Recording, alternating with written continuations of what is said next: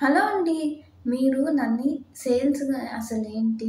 Operations అంటే ఏంటి? ఈ 2 డిఫరెన్స్ ఏంటి? ననేసి అడుగుతున్నారు గదా! ఈ వీడియోలో అయితే నేను చెప్తాను వినండి.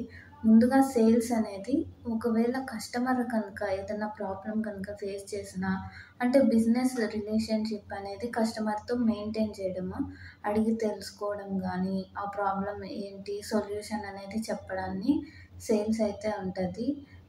దీంట్లో ఏ టాస్క్ ఇచ్చినా చేసేటట్టు ఉండాలి. వర్క్ ప్రెషర్ గానీ, టార్గెట్స్ గానీ మనకి మేనేజర్ బట్టయితే ఉంటది. మనకి ఆపరేషన్స్ వచ్చేసరికి డే టు డే యాక్టివిటీ.